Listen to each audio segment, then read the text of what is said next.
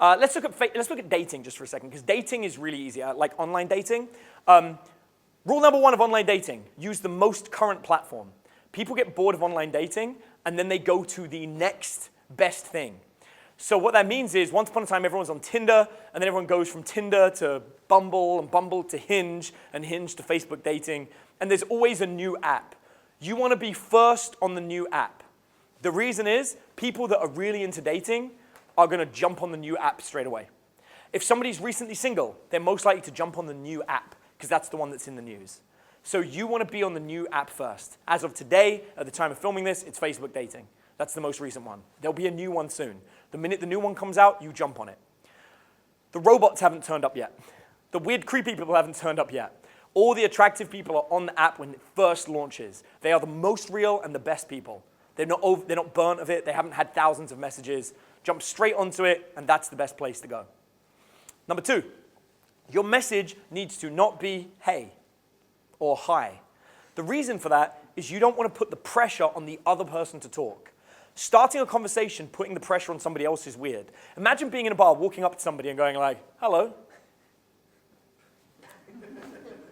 It would get really weird really quickly. So if you want to have a good dating experience, you want to arm them with something to talk about. So there's a lot of different ways to do that. One way is to literally say, hey, I saw your profile, it looked really, really cool. I was thinking we should talk about Harry Potter.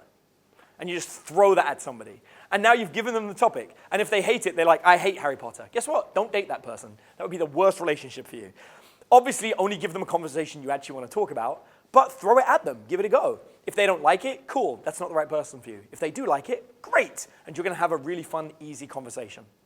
Within 3 messages, I like to instantly get to let's meet up. The number one reason why people won't meet up with you is it's high pressure, stressful, and they don't want to be physically intimate. Why? Because you don't know what you look like. It could be catfishing. They could pretend to be somebody else. So I always suggest a 10-minute coffee in a public place of their choosing. What this does is it lets them choose the location. If they want to pick it by their house, they can. If they want to pick it 2 hours away from their house, they can. That way, I don't know where they live. That's security for them. Also, they don't know where I live because they're picking the location. These 2 factors make it much safer for them and safer for me in case they turn out to be weird. Next up, because it's only 10 minutes, I do it in the middle of the day. That way, there's no trick to take them back to my place, or there's no trick from them to try and get me back to theirs. 10 minutes, low pressure, we can fit it into the middle of a lunch day. The best part about 10 minutes is if it is in the middle of my work day, I can do a 10-minute coffee and still get a good lunch break. I don't actually miss out on anything, and that's a very important point. I don't want to lose out on my lunch, hanging out with somebody I don't like. 10 minutes is easy, low pressure, we have a coffee, we get to know each other. The message I send after 2 messages on any kind of dating platform is this. Hey, I'll be honest with you, online conversation with people I haven't met before are a little bit awkward. I don't know how you feel about it, but I was thinking, why don't we get to meet each other for 10 minutes in a coffee shop of your choice? We have 1 coffee and see how we get on. If it goes well, great, and if not, no harm, no foul. But at least we get to see who we both are. Most of the time I get, that's a great idea, I'm down. And then I say, cool, pick the location and tell me which day works for you. I'm good at this time any day this week. And that's it. By putting that out there and trying to send those messages constantly every day, getting a date a day isn't difficult. The average person dates between 7 to 9 people in their lifetime. I want you to think about that. That means the average person on this planet is going to end up permanently settling down with one of 9 people they meet. That is the tiniest cross-section of people you could possibly meet and date. Conversely, I have been on dates with over 1,000 people at this point. I actually completely stopped counting once it crossed 30. But by calculating backwards and trying to remember everybody and looking at how many days I've been dating, and it's been over 1,000. I've gone on a lot of dates. That means the people that I'm dating, it's not just random.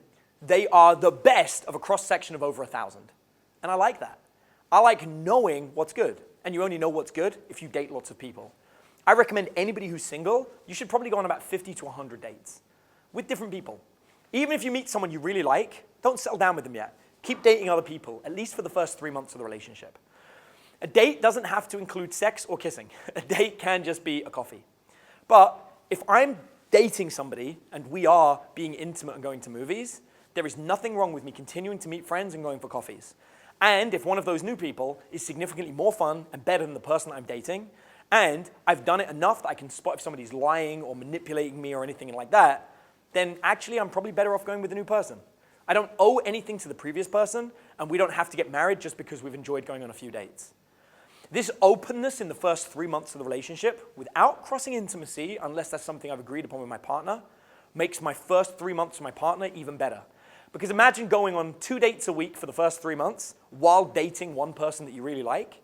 And at the end of the 3 months, you're like, every time I have a spare moment, I don't want to spend it with the new people. I like this person. Well done, you met a good person. And that's a great sign that you probably just want to be with that one person. By having these options, you empower yourself to be the better person in the relationship. That means you show up in full strength and in full force. And so now, when it comes down to dating, you're in a much better position to build that relationship. Don't lie. Tell the other person that you're still meeting people for a while. You can tell them that you've outlined a whole bunch of dates, and you just want to get to meet people because you realize that you always jump into relationships and you never really get a feel of it.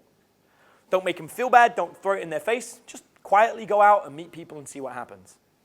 In fact, do you like the idea that when you're in a relationship with somebody that you never meet anyone new ever again? Probably not. That should be scary. So I would strongly consider you continue to make friends and build relationships as friendships with other people. You don't have to date them, but you can just be friends. But that pool is healthy. It lets you know other people, and it helps you develop a strong social circle. So if anything does go wrong in your relationship, meeting somebody else is a piece of cake. So now we've got this piece of the puzzle out of the way, I hopefully get you to realize this is all really normal. There's nothing here that's strange. There's no weird pickup lines or any strange techniques. We're actually being normal human beings. And this is really important when it comes to dating because it helps you level out what you're doing. It just makes you a better person overall. And if the person you're dating can't handle any of the things that we just spoke about, you may not want to be in a relationship with that person because that's the kind of person that after a couple of years starts getting a bit crazy, starts trying to control you, starts trying to change your life. Just stay away from those people. Be the chooser. Be the person who is the highest quality that you can possibly be. So let's take a minute before we get into it. Let me talk about some dates that I've been on and some of the weird, wacky things that sort of like put into perspective how strange it can be. So I think one of my absolute favorite dates that I went on was with somebody that doesn't speak any English. And I decided I wasn't going to let that be a deterrent. And so I brought along a translator. Now, this was pre-Google Translate. I had literally a translator. And whatever they said, I would type in and vice versa. And we'd basically communicate through a translator. Years later, that's been invaluable to me because now I'm dating a woman who's Russian. She speaks perfect English, but her nephew and niece don't. And so I use Google Translate with the kids, and it lets us hang out and play. And it's got voice action, so we can actually like talk to each other. It's pretty cool. But I learned this through dating. And so I turned up on this date with this person that I met, and they didn't speak English at all, so we're using this device. And we're wandering around a park. And as we're wandering around the park, things are getting a little bit romantic. And I pause, and I look at her. She's Japanese, and she just looked perfect. There's a park in London called St. James's Park. And St. James Park has lights that shine up at the trees in different colors. So you walk through pink trees and orange trees and blue trees. It's just stunning. And there's a lake, and the lake has ducks, and the lights reflect into the lake of the tree. It's just beautiful. And I turn next to this pink tree, and it looks like cherry blossom from Japan. And there is this picturesque Japanese woman who looks back at me, and she is like anything you've ever seen in any Japanese anime movie. And I was like, "You're beautiful." And I couldn't help myself. It just came out. It was just so picturesque. And she looks at me like all coy, like. And then we walk along just for a moment, and then she looks at me, and she goes, "Lip service?" And I'm like taken aback. I'm like, "Whoa, here?" And she's like, "Yeah." And I'm like, "This is crazy." So I'm like looking around, and there's couples walking. It's like 8 p.m. at night, but they're like walking. And I'm like, I mean, if you want to, sure, maybe we go off the path. And so she's like, okay. And so this is all very awkward now because she's gone from being very forward to being very awkward. So we walk off the park, and we've not kissed yet, which is also strange. So we go by a bush, and I grab her, and I look at her and kind of smile, and I'm like leaning back, like come on, how do we do this? And we start kissing. And so I'm like kissing her, and she looks at me, and she goes, no, she looks at me again, and I'm like, "You are so gorgeous." And she goes, "Lip service." And I was like, yeah. definitely. And she goes, okay. And then once again, doesn't do anything. And I'm so confused. So she goes, and hand her the translator. So I hand her the translator, and she types in, and then she shows me, and of course, lip service is another word for flattery. And she's asking me if every time I give her a compliment, if I'm trying to flatter her. And it is not what's going on in my head. But that's one of my favorite things about dating is just being open to having these really cool experiences. And I've gone on some of the most incredible dates ever just by being willing to be out there and to go and turn up. I remember this one time, we were talking about this online the other day. I've got a group, the Confidential Dating Advice for Professionals group. And inside that group, we encourage people to ask questions and we try and point them in the right direction. And there was a question about what would you do if you went on a date and somebody turns up and they were overweight? Significantly more overweight than they were in any of their pictures. And what was really funny is that happened to me. I met somebody on a dating site, and they were stunning, like absolutely beautiful, and they turned up, and they were easily 100 pounds more than they said. Like they were significantly bigger. And they turned up, and I decided that while it wasn't okay that they lied about it, they were obviously using deceptive pictures, I am the attractive one, right? So it's not for me to make them feel bad. One of my favorite phrases is, it's absolutely okay for you not to like somebody, but it's not okay for them not to like you. So I decided to show up in full force. So I took this person on a date, the date that we'd originally planned. And I made a mistake. We were actually going to a restaurant because I wanted to go to a restaurant. It was nothing to do with taking this person to a restaurant. There was just a restaurant in town that I wanted to go to, and I didn't want to go alone. So I decided I was going to make do. So we turn up and we sit down, and it was an all-you-can-eat restaurant, which looking back is really funny. But we sat down together at this restaurant, and we had an incredible conversation. We were laughing, we were joking, I was entertaining, I was funny, we ate food, we made jokes about eating food, and we got on incredibly well. And at the end of the date, the woman looked at me and said, "I'm never seeing you again, am I?" And I looked at her and said, "Yeah, this is it." And she's like, "It was a wonderful date." And I was like, "It truly was."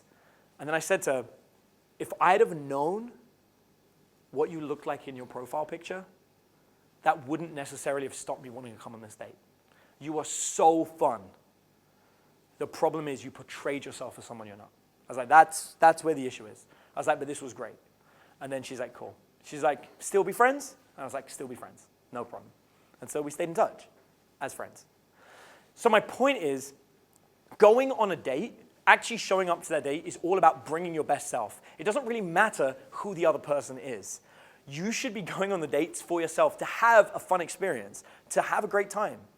And if that's how you show up on a date with someone you're not attracted to, it's really easy to do that when there's somebody you are attracted to. Because my focus on the date is always to have fun. It's not for anything else. I'm not trying to get married. I'm not trying to have sex. I'm just trying to have fun. And it doesn't matter who the other person is. They're not the factor. Sometimes when you turn up on a date, the other person is doing the same thing. They're trying to help you have fun. They're trying to make sure this is a great experience for you. In those situations, you're going to have one of the best relationships you've ever had. But we find them by going on lots of dates. Because you need to find somebody that's gone through the same kind of experiences you have. Find somebody who has the same kind of connections that you have. Sure, physical attractiveness is a factor, but it's a very small factor.